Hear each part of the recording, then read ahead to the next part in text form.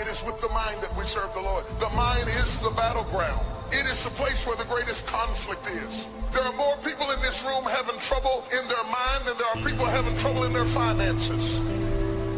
Every thought that I have started with a question. What's wrong with me? Let me tell you what happens when you ask that question. That question will attract a million answers. The moment you say, what's wrong with me? The devil has a list, everything. He'll show you everything from your genetics to your jawline to everything. I mean, he'll just take everything. But your questions direct the integrity of your thoughts. The struggle is in your mind. Slept 8 hours and you wake up still tired. Your mind has been in turmoil all night long. You've been wrestling in your sleep. Your body went to sleep, but your mind is still caught up in a warfare. Your mind is the battleground.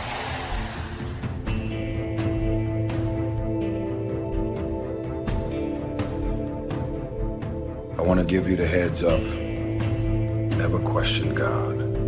When you're about to transition from one career move, one relationship, or one situation to the next, it's because you've gotten every confirmation in the world that it's your season to transition from where you are to where you're looking to be. Don't underestimate yourself. You do what you can do, and God will do what you can't do. Take the initiative. Throw your net on the other side. Be ambitious. Reach. Ask for help, not because you're weak, but because you want to remain strong. And expect things to get better for you. Just because people let you down, don't give up on God, who never will. Just because you lost a job, don't stop trusting that God is my provider. When someone closes a door in your face, God allows them to close the door in your face. All God wants you to do is walk up the hall. Because I can promise you, he got a better door that he wants you to go through than the one that got shut in your face. That's a fact. The door is closed for a reason. Because God just wants you to walk up the hall because he got another door. And when you open it and get behind it, you ain't gonna believe what's back there. But you will never get to it if you stand in front of that door crying. God is the creator of all doors. I'm just gonna see what else he got for me. You think things are gonna just go your way? Well, they're not gonna just go your way. You gotta make them go your way. You think things are gonna just happen for you? Well, they're not just gonna happen for you. You gotta make them happen.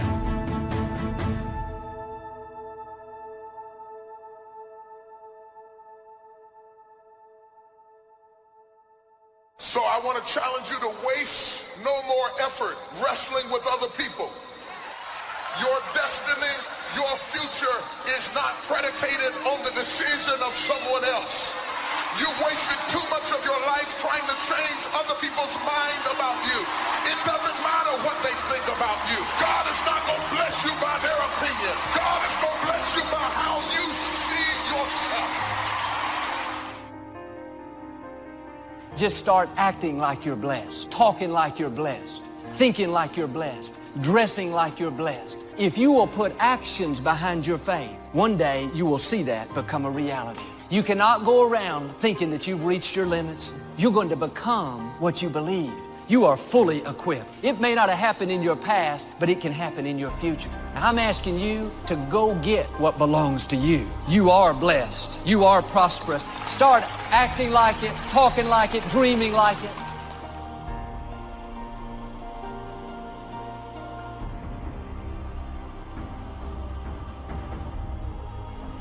People who have not accepted greatness for themselves, these people don't study, ladies and gentlemen. They don't have time for personal growth and development. They don't have time to work on their minds. People can affect us. Our peers can affect us. Our environment can affect us. Just working consciously to overcome the poverty consciousness, the feeling constantly of saying you deserve this. There's no need for you to be afraid. It's not too good to be true. It's true because you've earned it. Why do we care so much about people who don't care about us? That won't be there in the hard times, that won't be there when you hit rock bottom, that won't be there in your struggle, that never call you and ask you how you doing, that never calls you and asks you or checks on you to see if you need something. Why do we care about what they think? We all go through disappointments and things that are not fair. It's easy to hold on to the hurts and think about what they said. We get up in the morning, it's the first thing that comes to mind. We don't realize how much that's affecting us, draining our energy, limiting our creativity. If you're going to fulfill your destiny, you have to get good at letting things go. See, your unwillingness to forgive another person is like you sipping the poison, waiting on them to die. Forgiveness is for you. You can't drive your car looking in the rearview mirror. You can't. There's a reason why the rearview mirror is this big and the windshield is this big. If you keep looking in the rearview mirror, you're going to keep crashing your car. Have you ever noticed that when your faith is the strongest, you come up under the greatest attack? Because every time the devil senses that you're about to walk into who you be, and he's trying to stop you from doing it, slap somebody and say, just do it. Be great before it's too late. Being in a great house does not make you great.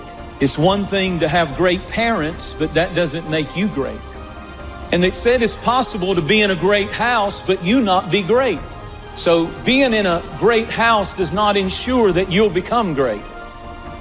How can you keep your mind on what you're trying to do?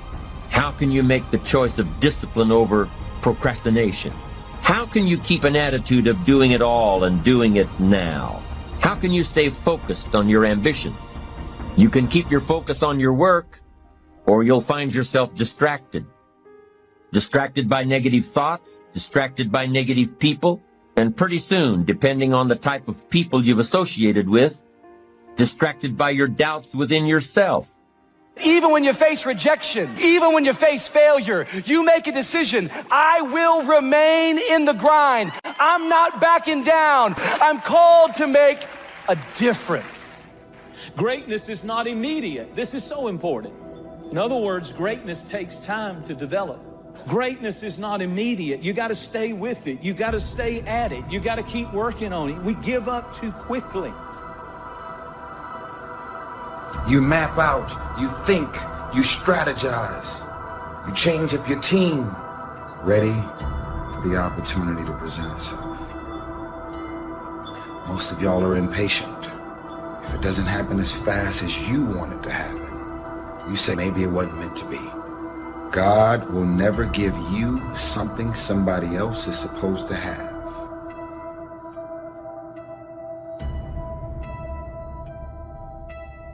I want you to write this down. There are two powers in life that every one of us have to deal with every day, that you can never control or stop. Is time and change. You cannot control time. You cannot control change. What's at the core of achieving the good life? The major key to the good life. It is not in mastering the attributes of leadership. Every day in 1,000 different ways, we are trying to improve ourselves by learning how to do things. We spend a lifetime gathering knowledge in classrooms and in experiences.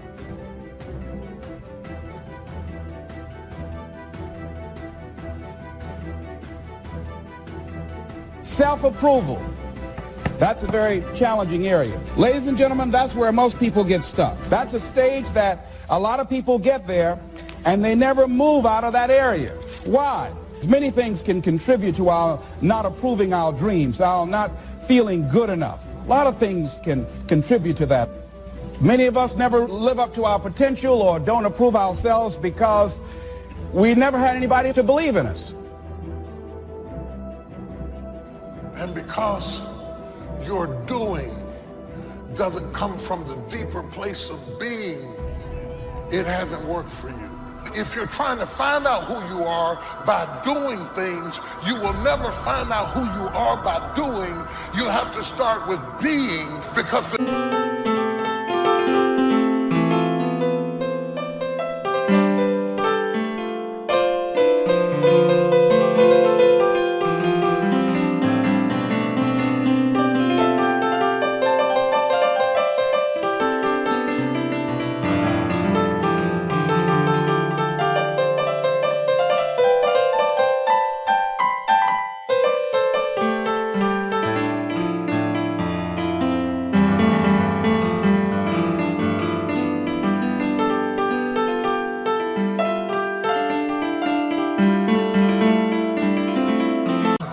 between the two determines the direction of your destiny.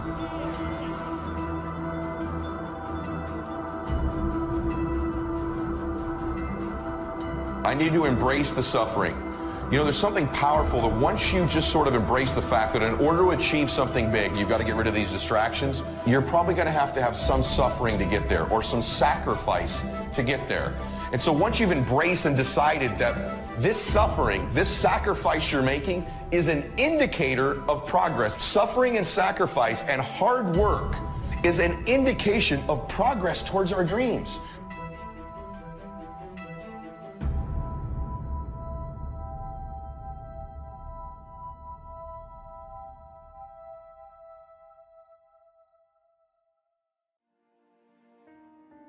So easy. So easy to put things off. So easy to say, you're going to do it tomorrow. Well, I want you to reprogram your brain and tell yourself that tomorrow is not a viable option. You do it today. You get it done today. That's what you do. The journey is just the pieces that you have to go through. And you get to choose to enjoy those pieces, to have fun during those pieces. Because you know you're going to come out the other end, being the person you wanted to be. And you're going to see it before everybody else does. That I can guarantee you. When we go around dwelling on these negative, defeated thoughts, we are sending poison down through our system. We are telling our command center, the mind, this incredible tool God's given us to release defeat, failure, mediocrity. I wish for you that you might develop a growing awareness of the world around you and your possibilities in it. Develop a sense of history and destiny, and be grateful for the opportunity that you have to participate in that grand endeavor.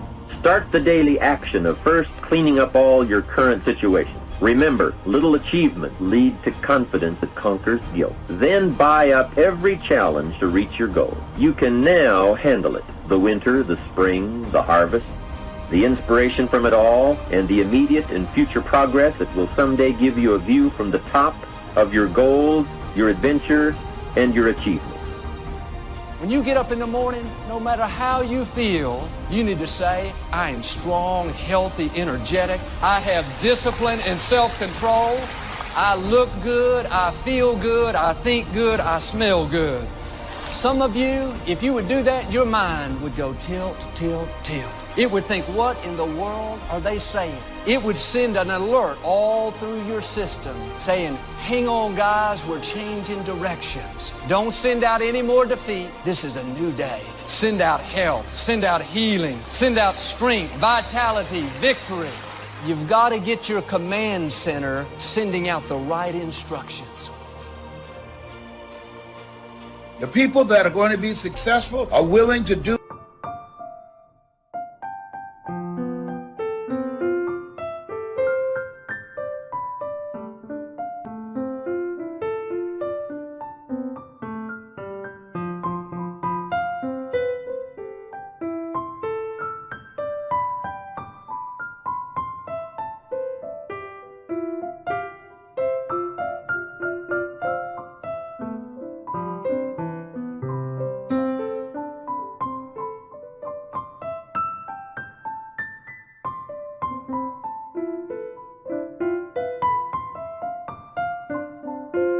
The things today others won't do in order to have the things tomorrow others won't have. What is it that most people won't do? Here's what they won't do. Learn something new.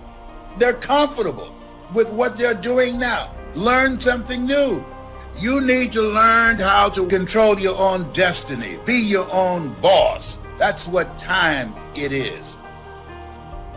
Most of the time, your challenge is you're not solving it quickly enough. You're not getting totally certain. Certainty is so huge. Flood yourself with certainty. And then most people don't understand. You can obliterate most problems with just massive action.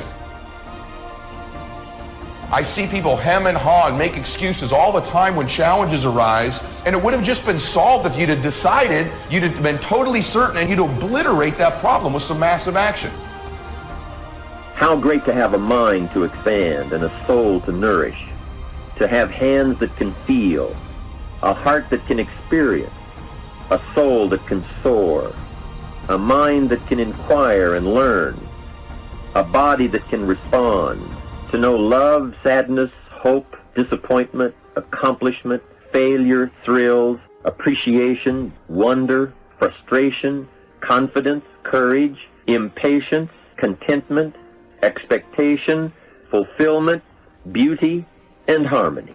To have all this happen to one is one thing. To know it is all happening is much more.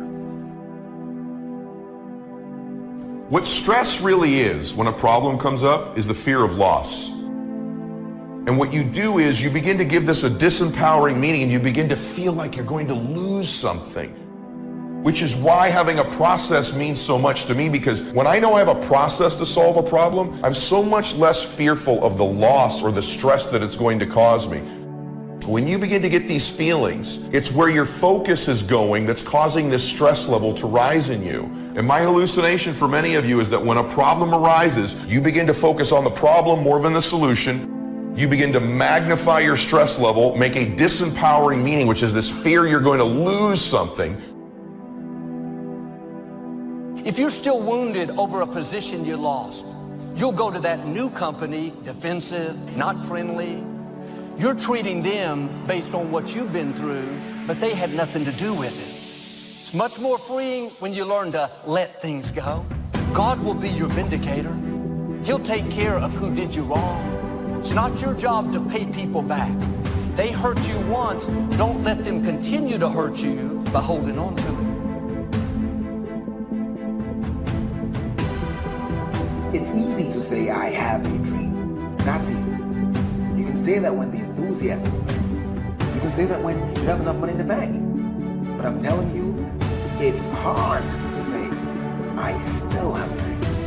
I still have a dream. Can't you say that after your friends turn on you? And after the people that you're doing it for stop?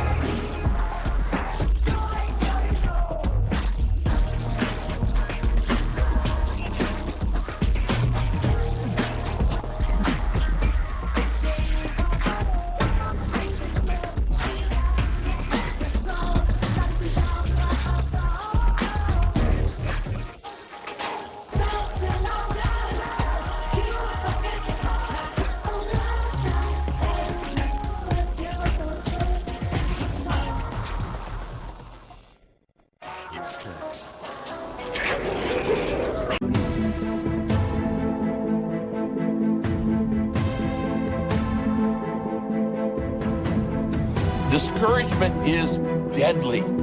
It can get you off track. When you have a setback and you get discouraged, you can get set on the shelf. We all get discouraged. It's powerful. It is universal. It involves everybody, and it is recurring. It doesn't just happen one time in your life. Many of us never ever discover our greatness because we become sidetracked by secondary activity. We start doing so many things, we just give our time away until we don't have any time for ourselves or any time to do the things that we want to do. I'm saying to you that one day you look around and there goes a year, there goes 2 years, there goes 3 years. So if there's something you want to do it now. A man's life consists in how he managed time and change. We become what we are as a result of how we use time and how we manage the changes in our lives. Our mind comes as standard equipment at birth, and things that are given to us for nothing we place little value on. Things that we pay money for, we value. The paradox is that exactly the reverse is true. Everything that's really worthwhile in life came to us free. Our mind, our body, our hopes, our dreams, our ambitions, our intelligence, all these priceless possessions are free, but the things that cost us money are actually very cheap and can be replaced at any time.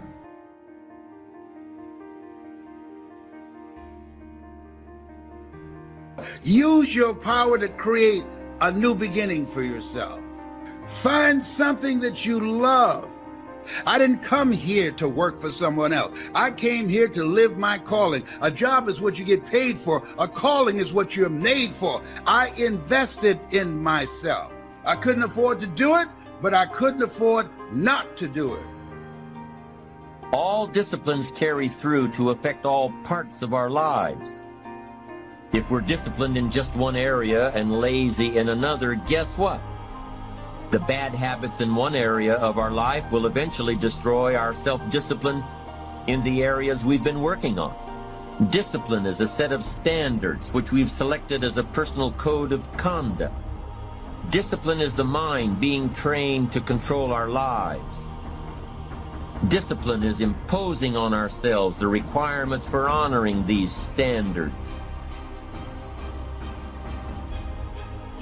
The most fatal deterrent to self-confidence is guilt. Not doing all you know how to do to the full extent of your present ability weakens the foundation for confidence. The biggest part of worry comes from the lack of this personal confidence. And lack of confidence comes from two major things. First, no goals or plans. And second, no daily discipline to achieve. So listen to the voices of creative experience. Let nature...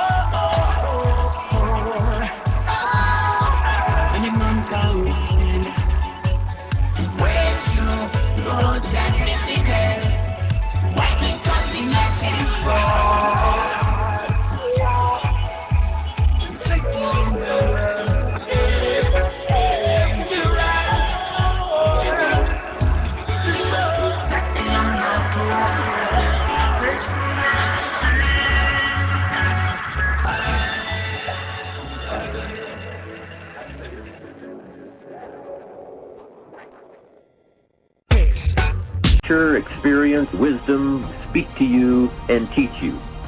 Remember, both opportunity and challenge await action.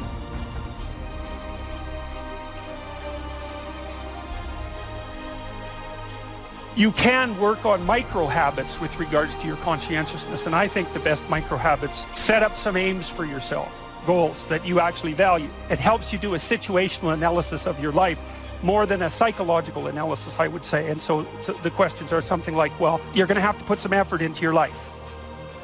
We become what we think about. Conversely, the man who has no goal, who doesn't know where he's going, and whose thoughts must therefore be thoughts of confusion and anxiety and fear and worry, becomes what he thinks about. And if he thinks about nothing, he becomes nothing.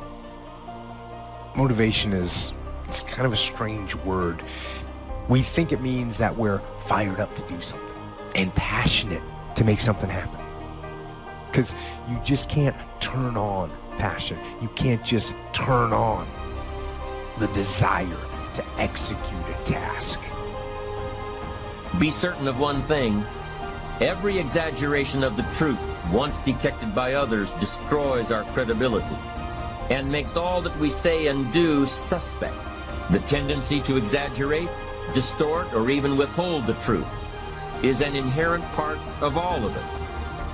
It starts when we're kids, and then it continues when we're adults, exaggerating our net worth to impress old friends, exaggerating how close we are to closing a deal to impress the boss.